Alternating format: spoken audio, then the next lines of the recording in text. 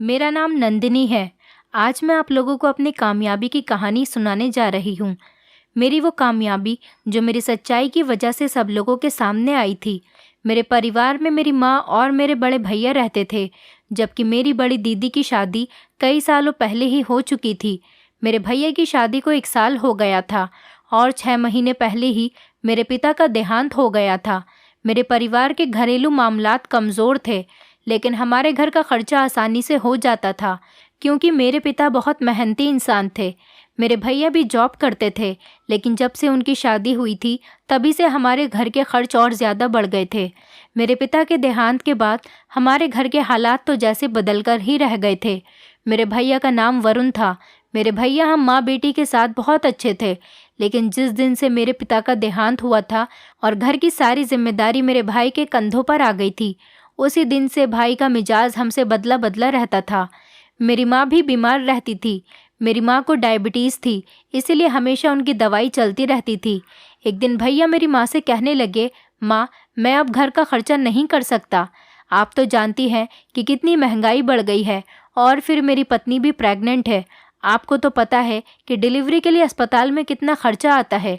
Normal delivery और operation delivery दोनों में ही काफ़ी खर्च आता है, इसलिए मुझे तो पहले से ही पैसों का बंदोबस्त करके रखना पड़ेगा। और आप ये भी जानती हैं कि शादी के बाद कितने खर्चे होते हैं। बच्चा पैदा हो जाएगा तो उसके भी खर्चे होंगे।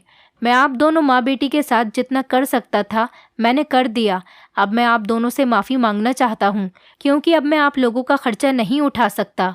माँ तो भाई के मुंह से ये सारी बातें सुनकर हक्का बक्का सी रह गई थी। माँ की आंखों में आंसू आ गए थे और वो भैया से कहने लगी, बेटा, तुम तो जानते हो हमारा इस दुनिया में तुम्हारे अलावा कोई नहीं।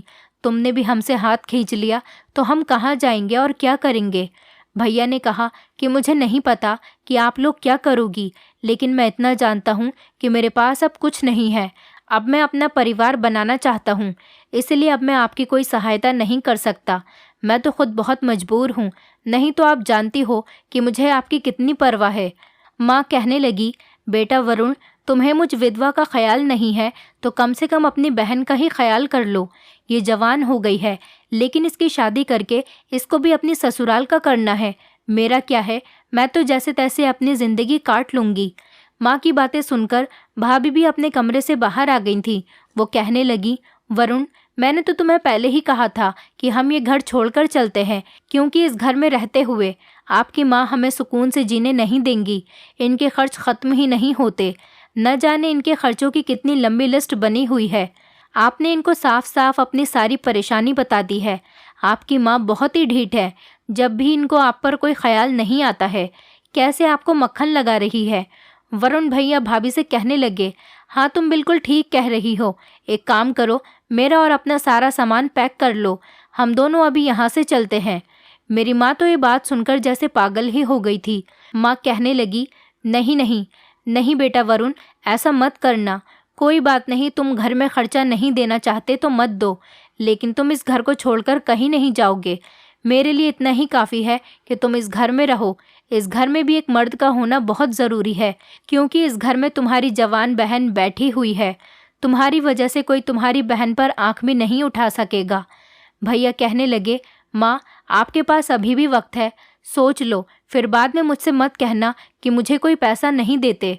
और सोच लीजिए कि आप हमें इस घर में देखना चाहती भी हैं या नहीं। ये कहकर भैया कमरे से बाहर चले गए थे।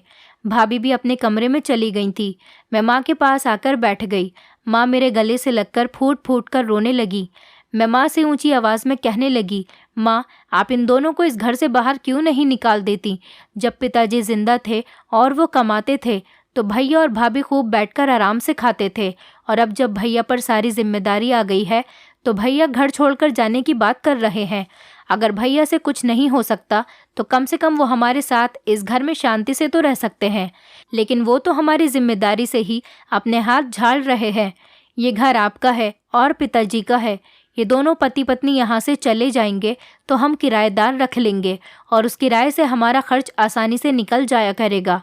तो फिर इनको घर में रखकर क्या फ़ायदा है। माँ ने मेरे मुंह पर हाथ रख दिया और कहने लगी, चुप करो नंदिनी, तुम्हें मेरे सर की कसम है, खामोश हो जाओ। ऐसी बातें अपने मुंह से मत निकालो। मुझे गुस्सा तो बहुत आ रहा था, लेकिन मगर माँ की वजह से मैं चुप रहती थी।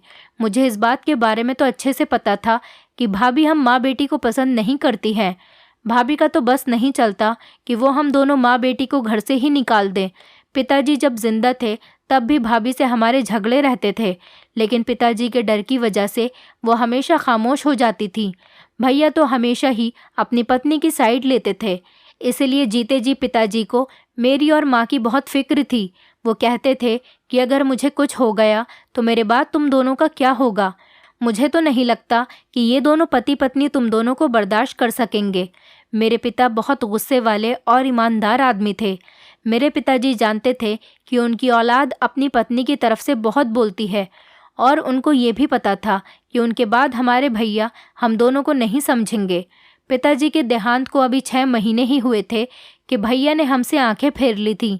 माँ के इलाज के लिए भी पैसे देना बंद कर दिया था।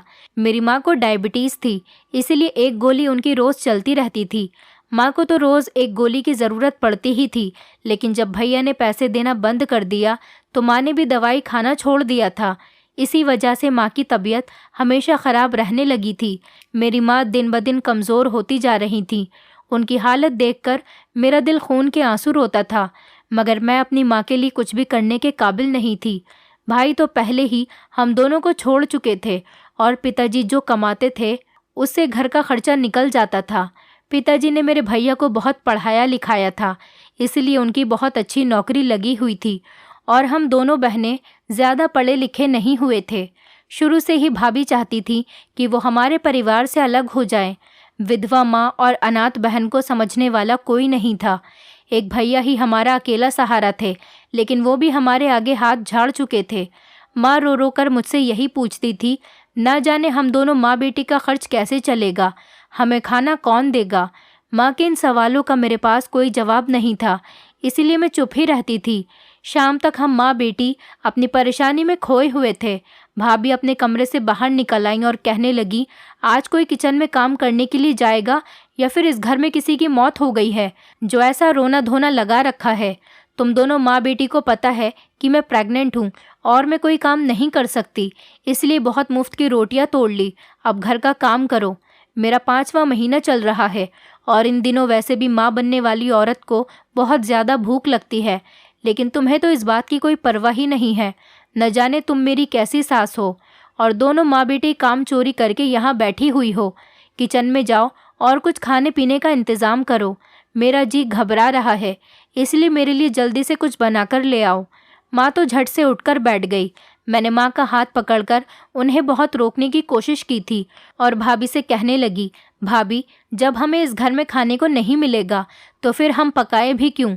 ना तो हमारे पास पैसे हैं और ना ही घर में खाना बनाने के लिए राशन मौजूद है, इसलिए आप अपने और अपने पति के लिए खाना बना सकती हो। हमारा इस दुनिया में कोई नहीं है, सिर्फ एक भाई ही था, वो भी आपने हमसे छीन लिया। अब हम किचन में जाकर क्या करेंगे। आप अपने लिए खाना बना सकती हो और सुकून से बैठकर खा लो। हम पहले से ही बहुत परेशान हैं, इसीलिए हमें और ज़्यादा परेशान मत करो। तभी भाभी तेज़ आवाज़ में चीखने लगी और कहने लगी, नंदिनी, ये तुम मुझसे किस अंदाज में बात कर रही हो। तुम्हें पता है मैं तुम्हारी भाभी हूँ और तुमसे बड़ी हूँ। तुम्हारी ज़बान तो बहुत तेज़ चलने लगी है। न जाने अपने ससुराल जाकर तुम क्या करोगी। मुझे तो लगता है तुम ससुराल जाकर बहुत जल्दी तलाक लेकर हमारी सूरत पर आकर यहाँ दोबारा से बैठ जाओगी। मैंने भाभी से कहा, पता नहीं मैं बदतमीज़ हूँ या आपको तो इतनी भी शर्म नहीं आई कि आपने किस तरह से किसी माँ से उसका सहारा और उसका इकलौता बेटा छीन लिया। आपको ये डर नहीं है कि भगवान आपकी गोद से भी आपकी औलाद छीन सकता है। तभी अचानक भैया भी कमरे में आ गए, और मेरे करीब आते ही उन्होंने मेरे मुंह पर एक ज़ोरदार थप्पड़ दे मारा था। मुझे नहीं पता था कि भैया घर में आकर हमारी सारी बातें सुन रहे थे। उन्होंने जब मेरी कही हुई बातें सुनी थीं तो उनका अपने आप पर काबू नहीं रहा था, और आते ही उन्होंने मेरे मुंह पर थप्पड़ मार दिया था। मैं थर थर काँप रही थी, क्योंकि आज तक मुझ पर किसी ने भी हाथ नहीं उठाया था। मुझे मेरे पिताजी ने और मेरी माँ ने बहुत लाड प्यार से पाला था, क्योंकि मैं घर में सबसे छोटी थी। लेकिन आज मेरे भाई के इस थप्पड़ ने मेरे दिल को बहुत दुखाया था। मैं भागती हुई माँ के कमरे से अपने कमरे में चली गई थी। माँ भी मेरे पीछे पीछे आ गई थी। माँ बहुत गुस्से में लग रही थी। माँ मुझसे कहने लगी, नंदिनी, तुम्हें शर्म आनी चाहिए। तुम सच में बहुत बदतमीज़ हो गई हो। क्या मैंने यही परवरिश की है तुम्हारी? बड़ों से बोलने की कोई तमीज़ नहीं रही तुम में। तुम्हें इस तरह की बात नहीं करनी चाहिए थी। जो बच्चा अभी इस दुनिया में आया भी नहीं है, तुमने अभी से ही उसको कोसना शुरू कर दिया। तुम्हारा गिला शिकवा तुम्हारी भाभी से था, लेकिन उस नन्ही मासूम जान से तो नहीं था, जो अभी इस दुनिया में आया भी नहीं, और तुम उसी को अभी से कोस रही हो। मैं माँ के गले लग गई और खूब रोने लगी। मैंने माँ से कहा, माँ, मुझे नहीं पता था, मेरे मुंह से ये शब्द कैसे निकल गए। मेरा बिल्कुल भी ये मतलब नहीं था। मैं उस छोटे बच्चे को कोसना नहीं चाहती थी। मैं तो बस भाभी से कह रही थी। मैं चाहती थी कि शायद भाभी मेरी इस बात से डर जाए और वो हमारे साथ ऐसा व्यवहार ना करें जैसा वो कर रही है। आपको तो पता है कि उन्होंने ही भैया को हमारे खिलाफ किया है। मैं तो बस यही चाहती हूँ कि जिस तरह से उन्होंने हमारे भैया को हमसे अलग किया, इस तरह से उनकी औलाद भी उनके साथ ऐसा कर सकती है। जिस तरह से वो अलग कर चुके हैं, इस तरह से शायद डरकर वो उनका दिल साफ भी कर दे। मुझे क्या पता था कि बात का बतंगड़ बन जाएगा। मेरी माँ का दिल पहले ही बहुत छोटा था। आज वो भी मेरे गले लगकर बहुत रो रही थी। इतनी ही देर में फिर से भैया कमरे में आ गए और कहने लगे, माँ, अगर आपका रोना धोना ख़त्म हो गया हो तो प्लीज़ किचन में चली जाओ। मेरी पत्नी को भूख लगी हुई है, उसे खाने की बहुत ज़रूरत है। जाकर उसके लिए खाना बना दो। माँ ने जल्दी से आंसू पोंछे और भैया से कहने लगी, ठीक है वरुण, तुम फिक्र मत करो, मैं अभी किचन में जाकर बहू के लिए खाना बना देती हूँ। माँ किचन की तरफ चली गईं और मैं कमरे में ही बैठकर ये सोच रही थी कि शायद हो सकता है इन दोनों पति पत्नी का दिल नर्म हो गया हो, इसलिए शायद वो माँ से खाने के लिए कह रहे हों। इससे मैंने ये अंदाज़ा लगा लिया था कि शायद घर में खाना उन दोनों के लिए नहीं बल्कि हम सबके लिए बनेगा। रोते रोते मेरे भी सर में दर्द शुरू हो गया था और ज़ोरों की भूख भी लग रही थी। मैं कमरे में अंधेरा करके लेटी हुई थी। मुझे बाहर जाने से डर लग रहा था। बस यही डर था कि भैया फिर से मुझे मारने न लग जाएं, क्योंकि हमारे भैया अब पहले जैसे नहीं रहे थे। मुझे माँ के आने का इंतज़ार था कि वो कब कमरे में आएंगी और मुझे आकर खाना देंगी। ऐसे ही इंतज़ार करते करते रात के 8 बज गए थे। जब माँ कमरे में आई तो मैं जल्दी से उठकर बैठ गई, मगर ये देखकर तो मैं दंग रह गई थी कि माँ के दोनों हाथ खाली थे। मैंने कहा, माँ, आप मेरे लिए खाना लेकर नहीं आई हो? आखिर मेरा खाना कहाँ है? माँ कहने लगी, नंदिनी, सारा दिन काम करने के बाद भी मैं खाली हाथ ही हूँ। पूरा दिन मजदूरी की है किचन में, लेकिन मुझे भी खाना नहीं मिला तो तुम्हें कहाँ से मिल जाएगा? इतना काम तो अगर मैंने नौकरानी बनकर किसी और के घर में भी किया होता तो वहाँ भी मुझे भूख मिटाने के लिए कुछ तो खाना मिल ही जाता, मगर ये तो मेरी अपनी सगी औलाद है, इसलिए तो मुझे नौकरानी की तरह काम करने के बाद भी मुझसे एक बार भी खाने को नहीं पूछा। यहाँ तक कि साफ इनकार कर दिया कि ये खाना तो सिर्फ हम दोनों के लिए ही है, आप अपना इंतज़ाम कहीं और से कर सकती हो। मैं जाकर माँ के पास बैठ गई और माँ से कहने लगी, माँ, आपको भूख लग रही है? माँ ने हमेशा की तरह सिर हिला दिया और मुझे देखकर उनकी आंखों में आंसू आ गए। माँ की आंखों में आंसू देखकर मेरा दिल बहुत दुख रहा था। मैं जानती थी मेरी माँ डायबिटीज़ की मरीज़ है, इसलिए उनसे भूख बर्दाश्त नहीं हो रही होगी। मैंने माँ से कहा, माँ, आप फिक्र मत करो, मैं कुछ इंतज़ाम करती हूँ। मैं इतना कहकर कमरे से बाहर जाने लगी तो माँ ने मेरा हाथ पकड़कर मुझे बाहर जाने से रोक दिया। मैंने कहा, माँ, क्या बात है, मुझे क्यों रोक रही हो? माँ ने अपने दोनों हाथ मेरे सामने जोड़ दिए और कहने लगी, तुम बाहर जा रही हो, लेकिन मुझे किसी नई मुसीबत में मत फंसा देना। मैं नहीं चाहती कि तुम्हारे भैया इस घर से चले जाएं। तुम्हें पता है ना, जब तक घर में कोई मर्द होता है तब तक किसी की मजाल नहीं होती उस घर पर आंख उठाकर भी देख सके। वहाँ की औरतें हमेशा महफूज रहती हैं। अगर घर में मर्द ना हो तो दूसरे मर्दों को रास्ता मिल जाता है और फिर लोग बातें बनाना शुरू कर देते हैं। इसलिए नंदिनी, कोई भी ऐसा काम मत करो जिसकी वजह से मुझे किसी परेशानी का सामना करना पड़े और तुम्हारे भैया नाराज़ होकर इस घर को छोड़कर चले जाएं। मैंने कहा, माँ, आप फिक्र मत करो, मैं ऐसा कुछ भी नहीं करूँगी। मैं आपको कभी परेशान नहीं करूँगी और ना ही मैं आपको परेशान देख सकती हूँ। आपको आपकी बेटी पर भरोसा है ना? माँ ने हाँ में सिर हिलाया। मैंने कहा, तो ठीक है, फिर आप अपनी बेटी पर भरोसा करो। मैं ऐसा कुछ नहीं करूँगी जिसकी वजह से मेरी माँ दुखी हो जाए ये कहकर मैं कमरे से बाहर निकल आई। अच्छा था कि भैया भाभी कमरे में बैठे हुए थे और घर का आंगन खाली पड़ा हुआ था। चुपचाप मैं घर से बाहर चली गई थी। मैंने पड़ोस में ही रहने वाली आंटी का दरवाज़ा बजाया। हमारे पड़ोस में सुष्मिता आंटी रहती थीं। वो बहुत अच्छी औरत थीं और मेरी माँ की उनसे अच्छी दोस्ती थी। मुझे उम्मीद थी कि वो मेरी मदद ज़रूर करेंगी। सुष्मिता आंटी नौकरी करती थीं और अपने घर में अकेली रहती थीं। पति तो उनके काफ़ी सालों पहले ही मर गए थे। उन्होंने अपनी बेटी को खूब पढ़ाया लिखाया और उसकी शादी अच्छे घर में कर दी थी। मैंने दरवाज़ा बजाया तो सुष्मिता आंटी ने दरवाज़ा खोला। वो मुझे देखकर हैरान हो गई थीं, क्योंकि उस समय रात के 9 बज रहे थे। वो मुझसे कहने लगी, क्या बात है नंदिनी बेटी, इतनी रात को तुम यहाँ? सब खैर तो है ना? तुम इस समय हमारे घर पर कैसे आ गई? मैंने कहा, आंटी, माँ को बहुत भूख लग रही है और घर में कुछ खाने के लिए भी नहीं है। आपके पास थोड़ा सा खाना मिल जाएगा? अगर हो तो आप मुझे दे दो। ये बात सुनकर तो आंटी की आंखों में भी आंसू आ गए थे। तुम्हारे घर में खाने के लिए क्यों कुछ नहीं है? मैंने कहा, भैया ने मेरा और माँ का खर्च उठाने से मना कर दिया है। माँ ने आज सारा दिन किचन में काम किया है। इसके बावजूद भी हमारे पास खाने के लिए कुछ भी नहीं है।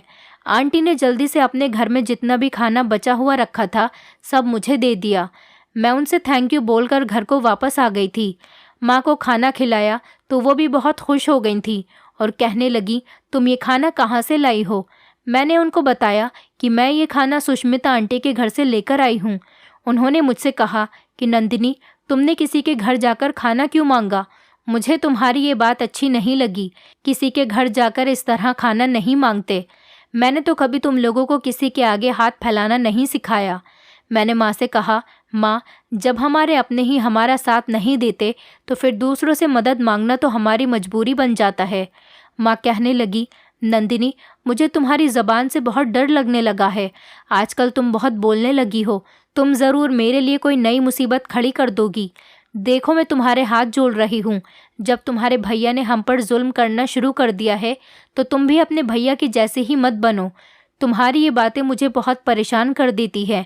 क्या तुम्हें ये अच्छा लगेगा कि तुम्हारी ये अजीब अजीब बातें सुनकर मेरी तबीयत ख़राब हो जाए? माँ की बातें मैं खामोशी से सुनती रही। अगले ही दिन सुष्मिता आंटी हमारे घर पर आईं। उन्होंने माँ के हाथ पर 10,000 रुपये रख दिए। माँ तो उन पैसों को लेने से इनकार कर रही थी, लेकिन उन्होंने कहा कि अगर तुमने ये पैसे नहीं लिए तो अच्छा नहीं होगा। तुमने अगर मुझे अपनी बहन समझा है तो तुम्हें मुझसे मदद लेने में कोई बात नहीं है, नहीं तो मैं यही समझूंगी कि हमारा रिश्ता खोखला है। माँ वो पैसे लेना नहीं चाहती थी, लेकिन सुष्मिता आंटी की इतनी जिद करने पर उन्होंने वो पैसे ले लिए थे। माँ ने सुष्मिता आंटी से वादा किया था कि वो बहुत जल्द उनके पैसे उन्हें वापस लौटा देंगी।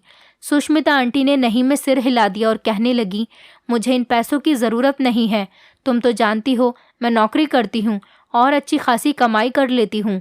अब जबकि मेरा कोई परिवार नहीं है तो बताओ मैं ये पैसे किस पर खर्च करूँ? एक बेटी थी, उसको भी अपने घर का कर चुकी हूँ। ये पैसे मेरी तरफ से तुम्हारे लिए तोहफा है, तुम इनको स्वीकार कर लो। माँ तो खामोश हो गई थी। फिर सुष्मिता आंटी के जाने के बाद माँ बाज़ार जाकर थोड़ा सा राशन लेकर आ गई थी और माँ ने घर में खाना बना लिया था और भाभी इंतज़ार कर रही थी कि कब घर में खाना बनेगा और उनके आगे पेश किया जाएगा। मैंने माँ को साफ साफ इनकार कर दिया था कि आज घर में कुछ भी हो जाए, लेकिन आप भाभी को अपने हाथ का बना हुआ खाना नहीं खिलाओगी। माँ कहने लगी, नंदिनी, तुम कैसी बातें कर रही हो? पागल हो गई हो क्या? मैं मजबूर हूँ। मैंने माँ को अपने सर की कसम दे दी थी और माँ से कहने लगी, अगर आप मजबूर हो तो मैं भी मजबूर हूँ। मैं आपको ऐसे घर में मजदूरों की तरह काम करते हुए नहीं देख सकती। आप जानती हैं कि मेरे पिता बहुत इज्जतदार आदमी थे और आप उन्हीं की पत्नी हैं। आप अपने आप को इस तरह से लाचार न समझें कि लोग आपको कुचलकर आगे बढ़ जाएं।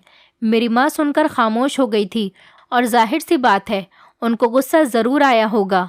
मैं उनको कसम दे चुकी थी, इसीलिए उन्होंने मुझसे कुछ नहीं कहा और वो चुपचाप अपने कमरे में बैठ गईं।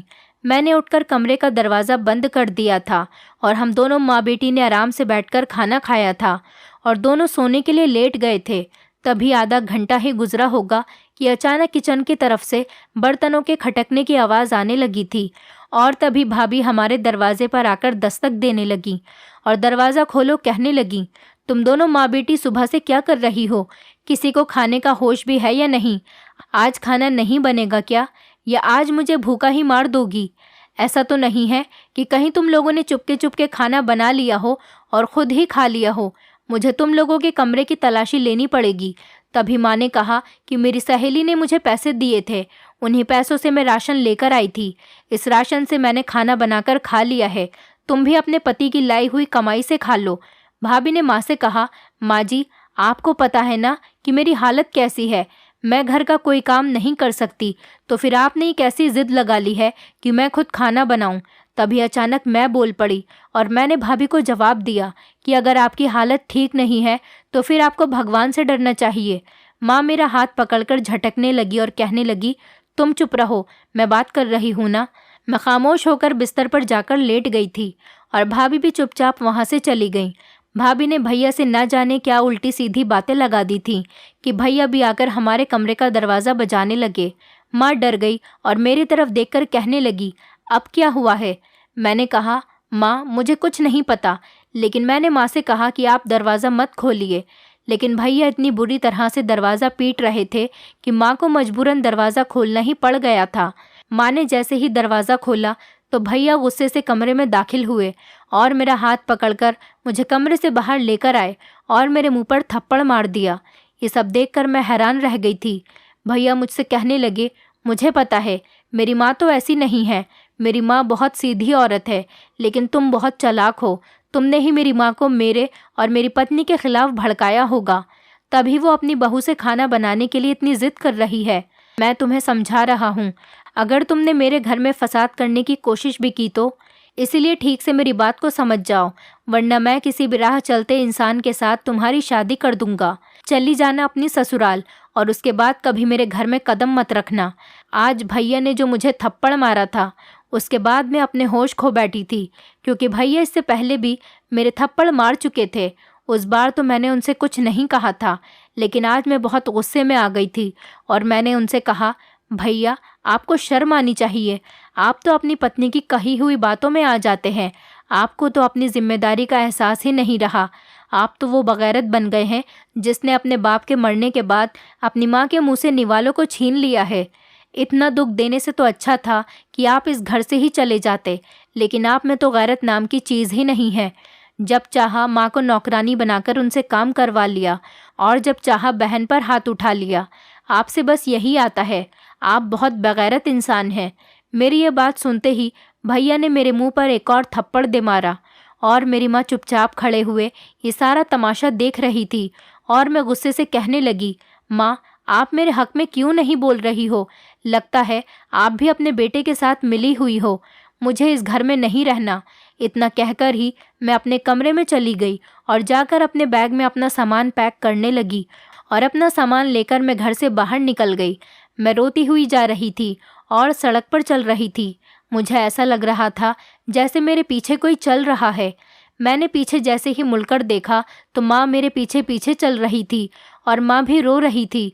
मैं वहीं रुक गई और माँ से कहने लगी, अगर आप मुझे रोकने आ रही हो तो मैं नहीं रुकूंगी और उस घर में भी नहीं रहूंगी। माँ मुझसे कहने लगी, देखो वही हुआ ना जिस बात का मुझे डर था। अब हम दोनों बेघर हो गए हैं, अब हम कहाँ जाएंगे? मैंने माँ से कहा, माँ आपको मेरे पीछे आने की कोई ज़रूरत नहीं। वो घर जो आप छोड़कर आई हो वो आपके पति का घर है। मेरी वजह से आपको बेघर होने की कोई ज़रूरत नहीं। और वैसे भी पिताजी मरने से पहले इस घर को आपके नाम कर गए थे। आप चाहें तो उन दोनों को अपने घर से निकाल सकती हैं और अपने घर में खुद रह सकती हैं। मैं वहाँ जाऊँगी जहाँ मेरी मर्जी होगी। माँ कहने लगी, मैं अपनी जवान बेटी को ऐसे दर दर की ठोकरें खाने के लिए नहीं छोड़ सकती। मुझे बताओ तुम कहाँ जाना चाहती हो? मैंने उनकी बात का कोई जवाब नहीं दिया और खामोश खड़ी रही। मेरे चुप रहने पर माँ रोने लगी और कहने लगी, हे भगवान, ये दिन देखने से पहले ही तू मुझे अपने पास बुला लेता। माँ की बात सुनकर मेरा दिल बहुत दुखने लगा था, इसलिए मैंने जल्दी से माँ का हाथ पकड़ लिया और कहने लगी, आप ऐसी बातें मत करो। माँ कहने लगी, अच्छा ठीक है, ये बताओ तुम कहाँ जा रही हो? मैंने कहा, बस मैं मामा जी के घर जा रही थी। माँ मेरी बात सुनकर मुस्कुराने लगी और कहने लगी, इतनी परेशानियों में घिरने के बाद मैं अपने मायके को तो भूल ही गई थी। चलो अच्छा है, तुम अपने मामा के घर जा रही हो तुम्हारे मामा हमें देखकर बहुत खुश हो जाएंगे। वैसे भी मेरी भाभी और मेरे भैया मुझसे बहुत प्यार करते हैं। वो हम दोनों को अपने घर में जगह भी दे देंगे।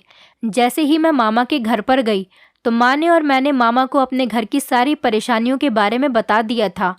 मामा जी और मामी हमें देखकर बहुत खुश हुए थे और उन्होंने कहा था कि अब तुम हमारे घर से कहीं नहीं जाओगी, क्योंकि मामा और मामी मेरी माँ से बहुत प्यार करते थे। मेरी मामी बहुत अच्छी थी। उन्होंने हमेशा मेरी माँ को कभी अपनी नंद नहीं बल्कि अपनी सगी बहन ही समझा था। मेरी माँ के माता पिता तो काफ़ी सालों पहले ही गुजर चुके थे। मेरे और भी मामा थे, लेकिन वो दूसरे शहरों में रहते थे, इसीलिए कभी कभी हम अपने शहर में रहने वाले मामा के पास ही आ जाते थे। मामी ने मेरी माँ से कहा कि दीदी, आपको फिक्र करने की कोई ज़रूरत नहीं है, यह आपका ही घर है। आप हर तरीके से खुशी खुशी इस घर में रह सकती हैं और जो चाहे मर्जी खाओ पियो। मेरी मामी नर्स थीं और वो एक नर्स की नौकरी किया करती थीं। नौकरी के लिए वो सुबह ही घर से निकल जाया करती थी और घर के कामों के लिए उन्होंने नौकरानी रखी हुई थी। मामा के घर पर मैं और मेरी माँ बहुत सुकून से रह रहे थे। हमें यहाँ आए हुए 3 हफ्ते गुजर चुके थे। एक दिन मेरी मामी की अचानक ही तबीयत बिगड़ने लगी। माँ भी मामी की तबीयत की वजह से बहुत परेशान हो गई थी। मामी कहने लगी कि परेशान होने की कोई ज़रूरत नहीं, मेरी तबीयत सिर्फ मौसम की वजह से ख़राब है। इन दिनों लोगों की तबीयत ख़राब होती रहती है, बुखार है, जल्दी ही उतर जाएगा। मगर मामी को इस बात से परेशानी थी क्योंकि उन दिनों अस्पताल में बहुत ज़्यादा मरीज़ आ रहे थे और उनको छुट्टी नहीं मिल रही थी। मामी से कह दिया गया था कि अगर आपने छुट्टी की तो आपको नौकरी से निकाल दिया जाएगा। मेरी मामी इस नौकरी को छोड़ना नहीं चाहती थी क्योंकि उनके पास कोई औलाद नहीं थी। वो कहती थी कि मैं अस्पताल जाती हूँ तो मेरा दिल लगा रहता है, वैसे भी मैं पूरे दिन घर में अकेली रहती थी। तुम्हें तो पता है, तुम्हारे मामा भी काम पर चले जाते थे और मैं अकेले घर में रहकर दीवारों को ताकती रहती हूँ, इसलिए मैंने इस नौकरी को शुरू कर दिया है। मैं नहीं चाहती कि ये नौकरी मेरे हाथ से चली जाए। मामी परेशान थी कि अब क्या होगा, तो मैंने कहा मामी, अगर आप इजाज़त दें तो मैं आपकी जगह नौकरी पर जा सकती हूँ। मामी को भी ये आइडिया अच्छा लगा था। वो कहने लगी, ठीक है, मैं डॉक्टर से बात करूँगी, अगर वो परमिशन दे देंगे तो तुम चली जाया करो। उन्होंने डॉक्टर से पूछा तो डॉक्टर ने इजाज़त दे दी थी क्योंकि मामी की तबीयत सच में बहुत ज़्यादा ख़राब हो गई थी। वो अस्पताल जाने की कंडीशन में नहीं थी, जबकि अस्पताल में भी किसी की ज़रूरत थी। इसी तरह से मैं मामी की जगह पर अस्पताल जाने लगी थी और तब मुझे मामी ने एक बात कही थी। वो कहने लगी, नंदिनी, मेरी एक बात याद रखना, दुनिया चाहे इधर की उधर हो जाए, डॉक्टर तुम्हें बहुत लालच देंगे, लेकिन तुम किसी भी डॉक्टर से पैसे मत लेना और ना ही किसी से फिजूल बात करने की कोशिश करना। मैं मामी की बात को अच्छे से समझ गई थी और अस्पताल जाना शुरू कर दिया था। मैं अपने काम से काम रखती थी। वहाँ पर एक सीनियर नर्स थी जो मुझे काम बता दिया करती थी। मुझ पर ज़्यादा काम का लोड नहीं था क्योंकि मुझे ये काम अच्छे तरीके से नहीं आता था। बस मुझे मरीज़ों का ख्याल रखने के लिए कहा जाता था और जैसे ही किसी मरीज़ की तबीयत अचानक बिगड़ने लगती थी तो मैं डॉक्टर या किसी दूसरी नर्स को वहाँ पर बुलाकर लाया करती थी। ऐसे ही दिन गुजरते चले जा रहे थे। मैं अस्पताल में किसी से भी फिजूल बात नहीं करती थी। एक दिन एक छोटी उम्र की नर्स मेरे पास आकर बैठ गई और मुझसे कहने लगी, तुम बहुत उदास सी रहती हो, किसी से ज़्यादा बात भी नहीं करती हो, ऐसा लगता है जैसे तुम किसी वजह से बहुत परेशान हो। मैंने उसे अपने बीते हुए कल की सारी बातें बता दी थीं। आज मेरा दिल बहुत दुखा हुआ था। मैं खुद पर काबू नहीं पा सकी थी और अपने सारे गुजरे हुए हालात उसको बता दिए थे। मेरी बातें सुनकर वो भी उदास हो गई थी और कहने लगी, तुम भी अपने लिए कोई अच्छी सी नौकरी तलाश कर लो। जो लड़की अपने पैरों पर खड़ी होती हैं वो बहुत मजबूत होती हैं। बल्कि ऐसा करो, जब तक तुम्हारी मामी अस्पताल नहीं आ जाती तुम थोड़ा बहुत अपनी कमाई कर लो। मैं उससे कहने लगी, ये कैसे मुमकिन हो सकता है?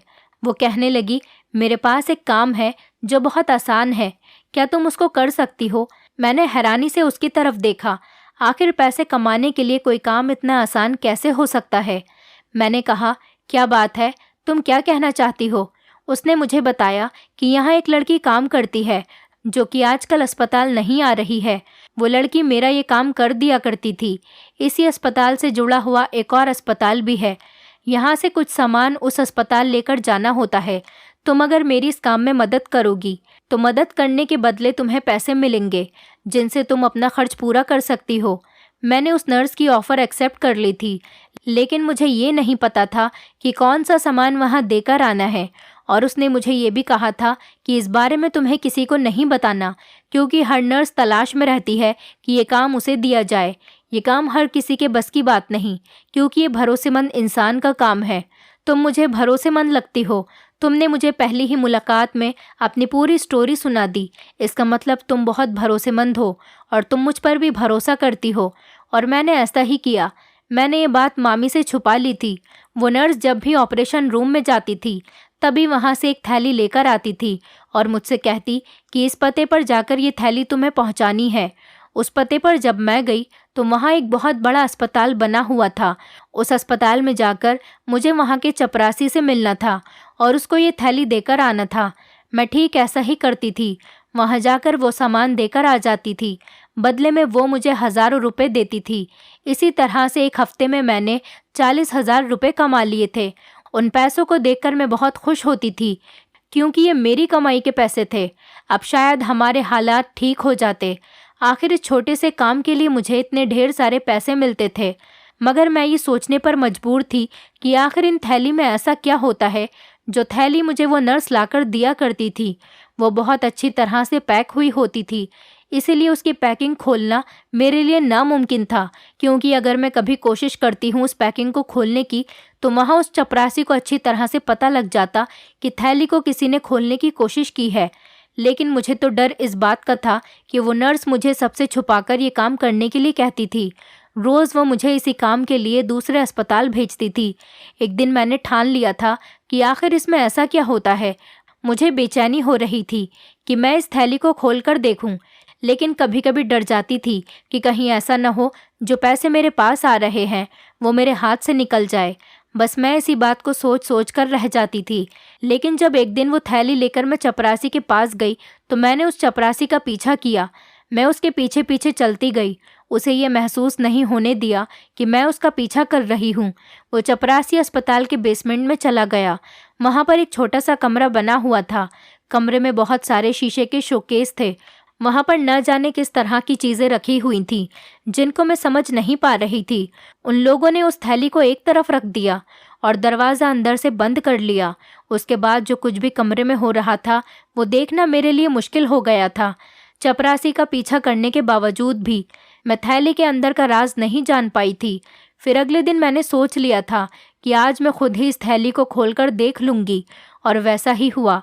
जब उस नर्स ने मुझे वो थैली पकड़ाई, तो मैं वहाँ से लेकर चली गई और रास्ते में ही मैंने उस थैली को खोलकर देख लिया। जैसे ही मैंने थैली को खोलकर देखा, तो मेरी आंखें फटी की फटी रह गईं, क्योंकि इस थैली में तो लोगों की किडनियां डली हुई थीं, जो कि बहुत अच्छे से पैक की गई थीं। अब ये सारा का सारा खेल मैं समझ गई थी। अस्पताल में लोगों के ऑपरेशन के दौरान उनकी किडनियों को निकाल लिया जाता था, और वहाँ के डॉक्टर और नर्स मिलकर उन किडनी को मेरी सहायता से दूसरे अस्पताल में पहुँचा रहे थे, जहाँ पर इन किडनियों को महंगे दामों में ख़रीदा जाता था। इसी तरह से वहाँ के अस्पताल का स्टाफ बहुत अच्छी कमाई कर रहा था। ऑपरेशन के दौरान मरीजों को ये बात पता नहीं चल पाती थी। यह अस्पताल सरकारी अस्पताल था, जहाँ पर बहुत सारे गरीब लोग अपना इलाज करवाने के लिए आते थे। वहाँ के सारे डॉक्टर एक जैसे नहीं थे, जबकि कुछ डॉक्टर चालाकी से लोगों की किडनी को निकाल लेते थे और महंगे दामों में दूसरे अस्पताल में ट्रांसफ़र करवा दिया करते थे। मैंने सोच लिया था कि मैं अस्पताल की सच्चाई सबके सामने लेकर आऊँगी। आखिरकार गरीबों के साथ बहुत बड़ा धोखा किया जा रहा था। अब मैं सारा खेल समझ चुकी थी। ये नर्स मुझसे गैर कानूनी काम करवा रही थी, लेकिन मैंने सोच लिया था मैं इस गैर कानूनी काम में उस नर्स का साथ नहीं दूंगी, चाहे दुनिया इधर की उधर हो जाए। मैं उस अस्पताल का राज फाश करके ही रहूंगी। मैंने हिम्मत की और अस्पताल के बड़े डॉक्टर के पास चली गई थी। मैंने सीनियर डॉक्टर को सारी बात बता दी थी, जो कि इस खबर से बिल्कुल अनजान थे। उन्हें नहीं पता था कि उनके नीचे जो छोटे डॉक्टर काम करते हैं, वो इस तरह का गैर कानूनी काम कर रहे हैं। वो मेरी बात सुनकर हैरान रह गए थे। उन्होंने पहले तो ये बात मानने से ही इनकार कर दी। फिर जब मैंने उनको सबूत दिखाया, तो उन्होंने इस बात को मान लिया था और मेरा शुक्रिया अदा करने लगे। और उन्होंने मुझसे कहा कि हम अभी पुलिस को बुलाकर इन लोगों को यहाँ से निकलवाते हैं। सीनियर डॉक्टर ने पुलिस को फ़ोन किया और पुलिस ने जाकर उन सबको गिरफ्तार कर लिया। जिन लोगों की किडनी डॉक्टर निकाल चुके थे, उन लोगों की दोबारा से जांच करवाई गई तो पता चला कि इनकी किडनी निकाली जा चुकी है। इसी तरह से पूरे स्टाफ को गिरफ्तार कर लिया गया था और दूसरे वाले अस्पताल में भी जितने लोग इस काम में मिले हुए थे उन सभी को पुलिस ने गिरफ्तार कर लिया था और सबको कड़ी से कड़ी सज़ा दिलवाने की मांग हुई। जबकि मैंने ये काम बहुत होशियारी से किया था, इसीलिए सरकार की तरफ से मुझे 10 लाख रुपए दिए गए। मेरे इस काम से दोनों ही अस्पतालों की इज्जत बच गई थी और साथ ही साथ मुझे नर्सिंग की फ्री क्लासेस भी ऑफ़र की गई थी। मैं बहुत खुश हो गई थी। जब ये बात मैंने अपनी माँ और मामी को बताई तो वो दोनों भी बहुत खुश हुई थी। फिर माँ ने मुझसे कहा कि अब हम वापस अपने घर चलते हैं, क्योंकि अब हमारे पास बहुत पैसे हो चुके हैं और अब हम आराम से अपनी ज़िंदगी गुजार सकते हैं। कुछ दिनों बाद ही मामी भी ठीक हो गई थी और वो अस्पताल भी जाने लगी थी और हम माँ बेटी अपने घर वापस चले आए थे। और फिर मैंने नर्सिंग की फ्री क्लासेस में भी जाना शुरू कर दिया था। जब हम घर वापस गए तो भैया भाभी हमें देखकर परेशान हो गए थे, क्योंकि अब वो दोनों इस घर में अकेले रहते थे। हमें अचानक देखते ही उनके होश उड़ गए थे। भाभी का आखिरी महीना चल रहा था और हमारे घर में आते ही उन्होंने हमसे ज़बान लड़ाना शुरू कर दिया। हम अपने घर में रहने के लिए आ गए थे और अब हम भाभी की बातों पर ध्यान भी नहीं देते थे। मैं अपना काम करती रहती थी, उनकी बातों पर ज़्यादा ध्यान नहीं देती थी। जैसे ही भैया भाभी हमसे कुछ कहना शुरू करते थे तो माँ भी उनसे साफ साफ कह दिया करती थी कि तुम दोनों इस घर से अपना सामान लेकर जा सकते हो, क्योंकि अब हमें तुम्हारी ज़रूरत नहीं है। भैया तो माँ की ये बात सुनकर घबरा गए थे, क्योंकि इतनी महंगाई के टाइम में घरों का किराया देना कोई आसान बात नहीं। इसलिए वो दोनों मासूम से बनकर रह गए थे और माँ से माफ़ी मांगने लगे थे। मुझे समझ आ गया था कि उन दोनों ने पहले घर छोड़ने का नाटक क्यों किया था। वो ये नाटक इसीलिए कर रहे थे ताकि उन्हें हमारा खर्च बर्दाश्त न करना पड़े, बल्कि उनका घर छोड़ने का तो कोई इरादा ही नहीं था। कुछ महीनों बाद ही मैं अपना कमाने लगी थी। भाभी और भैया मुझसे भी माफ़ी मांगने लगे थे। मैंने भी उनको माफ़ कर दिया था, क्योंकि अब मेरी ज़िंदगी में उनसे नाराज़ रहने का कोई मकसद नहीं बचा था। अब वो दोनों बिल्कुल ठीक हो चुके थे। मैं तो यही समझती हूँ कि माफ़ करने वाला बहुत बड़ा होता है। अगर हम किसी को माफ़ कर दें तो हम ये उस पर एहसान नहीं करते, बल्कि हम पर ही एहसान हो जाता है, क्योंकि इस तरह हम दूसरों के हालातों से खुद को दूर कर लेते हैं। मेरी माँ ने भी इन दोनों को माफ़ कर दिया था और अब मैंने घर में काम करने के लिए एक नौकरानी को रख लिया था, जो घर के सारे कामकाज संभालती थी। भाभी भी बहुत शर्मिंदा शर्मिंदा सी रहने लगी थी। वो तो हमसे नज़रें मिलाने के काबिल तक नहीं बची थी। खैर, अब हमारी ज़िंदगी बिल्कुल ठीक चल रही थी। हमारी ज़िंदगी से सारी परेशानियां निकल चुकी थीं। नौकरी करने के बाद मैं बहुत काबिल बन गई थी। अब हमें किसी के एहसान की कोई ज़रूरत नहीं रही थी। इस तरह से मैंने अपनी ईमानदारी की वजह से अपनी ज़िंदगी को काबिलियत के रास्ते पर चला लिया था। अब मैं अपनी ज़िंदगी में बहुत खुश हूँ और अपनी ज़रूरत के मुताबिक अपनी ज़िंदगी जी रही हूँ। मेरी भाभी ने भी बेटे को जन्म दिया था और हम उनके बेटे से बहुत प्यार करते हैं। दोस्तों, उम्मीद करती हूँ आपको हमारी कहानी पसंद आई होगी। कहानी पसंद आई है तो वीडियो को लाइक करें, चैनल पर नए हैं तो चैनल को सब्सक्राइब करें और हाँ, नोटिफिकेशन बेल को ज़रूर दबाएं ताकि अगली अपडेट सबसे पहले आपको मिले।